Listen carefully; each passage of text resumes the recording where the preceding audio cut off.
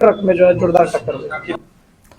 शिवहर के शिकारपुर में जेडीयू प्रत्याशी लवली आनंद के समर्थन में बीजेपी के राष्ट्रीय अध्यक्ष जेपी नड्डा ने लोगों से वोट की अपील की और इस दौरान उन्होंने कहा कि 10 साल पहले लोगों ने मान लिया कि देश आगे नहीं बढ़ सकता, लेकिन जब से नरेंद्र मोदी प्रधानमंत्री बने हैं तब से भारत पूरी दुनिया का शक्ति का केंद्र बन चुका है।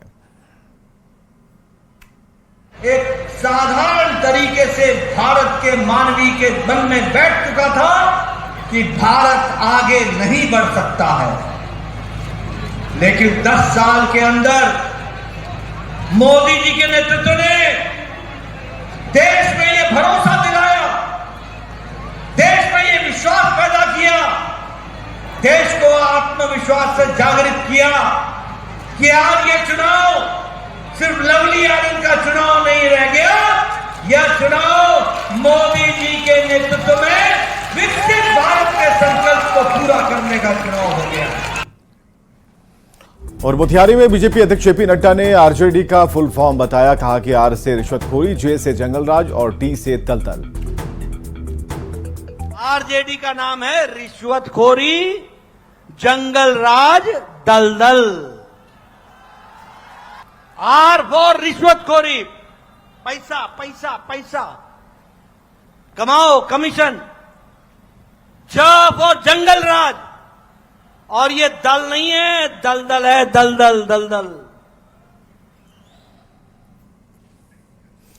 मोकामा से पूर्व विधायक अनंत सिंह ने सीएम नीतीश कुमार की तारीफ की। उन्होंने कहा कि नीतीश कुमार जैसा ना कोई मुख्यमंत्री बिहार में पैदा हुआ और ना होगा। देखिए, नीतीश जी के जोड़ा ने कोई मुख्यमंत्री पैदा लिया और बिहार में पैदा लेगा, हमारा हिसाब से पैदा नहीं लेगा। लालू सरकार देखते देवरा हमरा बात नहीं करते। तो अब आप लोग को उमरिया जो कम है ना, देखबे नहीं किए लीला। मुर्का बड़ा किडनैप होता था, जो मोड़ी कबाड़ता है ना, और 4 बेटा दिल्ली में नौकरी करता था और बाप के यहाँ उठा लेता था। मुजफ्फरपुर के गायघाट में एनडीए की तरफ से विजय संकल्प सम्मेलन का आयोजन किया गया। इसमें पूर्वी चंपारण लोकसभा सीट से एनडीए उम्मीदवार राधा मोहन सिंह के लिए वोट की अपील की है। इस दौरान डिप्टी सीएम सम्राट चौधरी ने बिना नाम लिए विकासशील इंसान पार्टी पर जमकर वार किया। सम्राट चौधरी ने वीआईपी पर टिकट बेचने का आरोप लगाया है। विरोधी लोग जिसने टिकट बेच दिया, ये जो आजकल पर्स वाला पार्टी वाला घूम रहा होगा आपके बीच में, जिसने टिकट बेचने का काम किया पूरे प्रदेश में, वो उसको याद कीजिए साथियों। नेता प्रतिपक्ष तेजस्वी यादव ने नीतीश कुमार को लेकर बड़ी बात कही। उन्होंने कहा कि भले ही एनडीए के साथ हैं, लेकिन नीतीश जी का पूरा सहयोग हमें मिल रहा है। इस बयान पर एलजेपीआर के राष्ट्रीय अध्यक्ष चिराग पासवान ने कहा कि उनको इतना एहसास है कि बिना नीतीश कुमार के वो चुनाव नहीं जीत सकते। आज जब वो उनके साथ गठबंधन में नहीं भी है, तब भी उनके नाम का इस्तेमाल करके भ्रम फैलाकर ये अपनी स्थिति को बेहतर करने का प्रयास कर रहे हैं। गया वो ज़माना जब बिहार के लोगों को इस तरीके से बहला फुसला कर ये लोग उलझा लेते थे। आज की तारीख में बिहार की जनता इतनी जागरूक है, इतनी जानकार है कि वो आपकी मंशा को भली भांति भांप सकती है। जनता जानती है कि कितना मजबूत हम लोग का एनडीए गठबंधन है। प्रियंका गांधी के बयान पर जिसमें उन्होंने कहा कि प्रधानमंत्री 10 बार कपड़े बदलते हैं, इस पर गिरिराज सिंह ने पलटवार किया। उन्होंने कहा कि वो रानी के पेट से पैदा हुई लड़की है, पर पीएम पिछड़ा के बेटे हैं। क्यों मतलब इस तरीके की बातों में उलझना? वो ये ना, जब विपक्ष मुद्दाहीन हो जाता है कुछ बचता नहीं। मैं महिलाओं पर कोई कटाक्ष नहीं करता, बस मैं इतना ही कहूँगा, प्रियंका गांधी की एक ही खासियत है, रानी के पेट से पैदा ली है और वो गरीब के बेटा हैं, पिछड़ों के बेटा हैं, बर्तन मांजने वाली के बेटा हैं।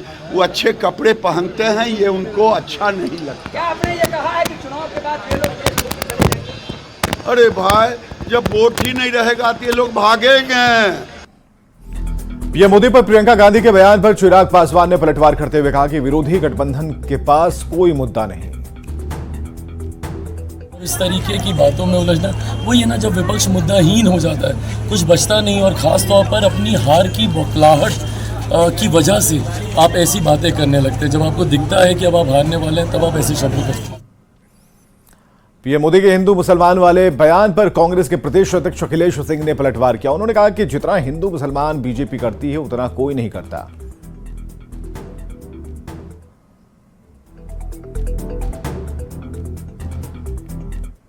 अभी कोई हिंदू मुसलमान का बात किया है क्या? आरएसएस के अलावा भी कोई हिंदू मुसलमान इस देश में करता है क्या? ये वो कितना बार भी बोल रहे हैं, ये झूठ सच नहीं हो सकता है। वो कह रहे हैं कि इस बात की सियासत आप कर रहे हैं, हमने कभी नहीं कहा कि पोलराइजेशन का पॉलिटिक्स ये उनका एजेंडा नंबर 1 है। हिंदू मुसलमान पर पीएम मोदी के बयान पर बीजेपी के राष्ट्रीय प्रवक्ता शाहनवाज हुसैन ने कहा कि पीएम ने कहा है कि वो कभी हिंदू मुसलमान नहीं करते। प्रधानमंत्री नरेंद्र मोदी जी ने सही कहा है कि वो हिंदू मुसलमान कभी करते ही नहीं, लेकिन हमारे जो विरोधी हैं वो इस तरह की बात चिपका देते हैं। हमारे कुछ नेता के बयान को प्रधानमंत्री के बयान से मिलाकर नहीं देखना चाहिए। प्रधानमंत्री की जितनी भी योजना है वो सारी योजना देश के लोगों के लिए है, वो उसमें हिंदू मुसलमान सिख ईसाई नहीं करते। कांग्रेस नेता राहुल गांधी के बयान पर केंद्रीय मंत्री गिरिराज सिंह ने पलटवार किया। उन्होंने कहा कि राहुल गांधी और सोनिया गांधी देश छोड़कर भागने वाले हैं, इन्हें देश से कोई प्यार नहीं है। उनकी इस बार पिछली बार से भी कम सीटें आएंगी और वो भारत छोड़कर भागेंगे। वहीं गिरिराज सिंह के इस बयान पर कांग्रेस प्रदेश अध्यक्ष अखिलेश सिंह ने कहा कि जिन्हें कोई काम नहीं करना होता वो ऐसे बयान देते हैं। गांधी सोनिया गांधी देश को छोड़ के भागने वाले हैं। ये जिस ढंग से भारत को तोड़ने की बात कर रहे हैं, लोगों की संपत्ति छीनने की बात कर रहे हैं, मुसलमानों की बात कर रहे हैं, हमको तो लग रहा है ये माए बेटा को कोई देश से प्रेम नहीं है। इस बार 40 से कम, पिछले बार से कम सीट आएगी, ये भारत छोड़ के भागेगा। 4 जून को परिणाम भी आएगा, उसके बाद फिर बात। आखिर ऐसी बातें क्यों करते हैं? तो जब काम नहीं करना है तो ऐसी ही बात करके लोगों को बरगलाने की कोशिश होती है। और वहीं गिरिराज सिंह के राहुल गांधी और सोनिया गांधी को देश को छोड़कर भागने वाले बयान पर आरजेडी ने भी तंज कसा और कहा कि गिरिराज सिंह को क्या पता राहुल गांधी और सोनिया गांधी के परिवार ने देश के लिए क्या कुर्बानी दी है।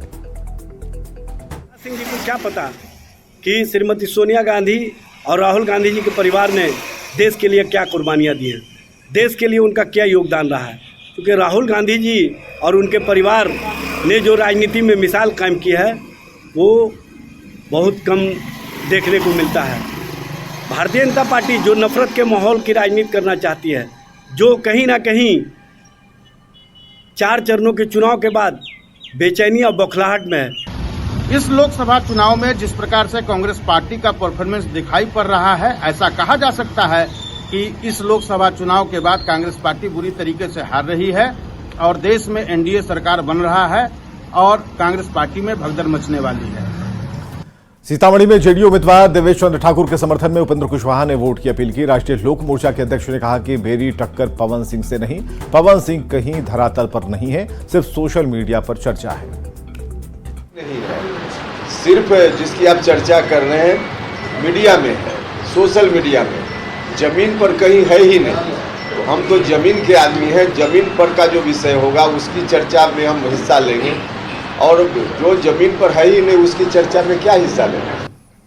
और सीतामढ़ी के जेडीयू उम्मीदवार देवेश चंद्र ठाकुर ने पीएम मोदी की तुलना महात्मा गांधी से की। उन्होंने कहा कि प्रधानमंत्री मोदी आधुनिक भारत के निर्माता हैं, जिनके कार्यकाल में न सिर्फ देश मजबूत हुआ बल्कि आर्थिक रूप से और ज्यादा सशक्त हुआ है। मानता हूं कि अगर महात्मा गांधी के बाद आपके समाज का कोई आदमी इस देश को सही दिशा दिखा रहा है और चला रहा है तो वो आदरणीय नरेंद्र मोदी जी। हम लोग का सौभाग्य है कि नरेंद्र मोदी के जैसा प्रधानमंत्री हम लोग को मिला हुआ है, जो हर वर्ग का, हर समाज का, हर धर्म का, हर तबके का विकास कराए जा रहे हैं, जिसके चलते उनका समर्थन और उनके प्रति जो आस्था है हिंदुस्तान की जनता के लोगों का, वो दिन दुगुना रात चौगुना होते जा रहा है। स्कूल टाइमिंग में बदलाव होने पर शिक्षकों के साथ साथ अब राजनीतिक पार्टियों ने भी नाराजगी जाहिर की है। बीजेपी एमएलसी जीवन कुमार ने स्कूल टाइमिंग को लेकर के पाठक से सवाल किया। उन्होंने कहा कि 6 बजे स्कूल खुलने से महिला शिक्षिका के साथ बड़ी घटना घट सकती है और अगर कोई घटना घटी तो क्या के पाठक इसकी जिम्मेदारी लेंगे। स्कूल की टाइमिंग में बदलाव के बाद जहां शिक्षकों में आक्रोश है, वहीं अब बीजेपी एमएलसी जीवन कुमार भी के पाठक से नाराज हैं। जीवन कुमार से हम बातचीत करते हैं। ये बताइए, कल से जो है अब सुबह 6 बजे स्कूल आना होगा शिक्षकों को भी, बच्चों को भी, जिसको लेकर बवाल खड़ा हो गया। देखिए, एक बात समझना होगा, शिक्षक मजदूर नहीं हो सकते, ये इंटेलेक्चुअल लोग हैं, ये बुद्धिजीवी वर्ग के लोग हैं, और इनको जो है के पाठक जी मजदूर की तरह ट्रीटमेंट कर रहे हैं। तो आप इस तरह से आप मानसिक एक तरह से प्रताड़ना कीजिएगा और बोलिएगा कि बिहार में हम शिक्षा व्यवस्था को दुरुस्त कर रहे हैं, तो ये नहीं हो सकता है। मॉर्निंग में हमारी बहनें, हमारी महिलाएं जो है, हमारी शिक्षक बहनें जब निकलती है घर से अंधेरा में, तो कितनी तकलीफ होती है। यदि इस तरह की घटना, कोई विभत्स घटना होती है महिलाओं के साथ, हमारी बहनों के साथ, तो वो जिम्मेवारी लेने के लिए तैयार हैं। यदि तैयार है तो बोलिए। आप जो है कहीं ना कहीं ये सरकार को डैमेज करने का जो प्लान है इनका, ये सरकार को डैमेज करना चाहते हैं, क्योंकि शिक्षकों में नाराजगी है और जो सुबह 6 बजे टाइमिंग कर दी गई है, ऐसे में शिक्षक आक्रोश हैं और इसके साथ साथ जो बीजेपी के नेता हैं उनकी भी नाराजगी साफ तौर से दिख रही है। और यहाँ रुकेंगे ब्रेक के लिए।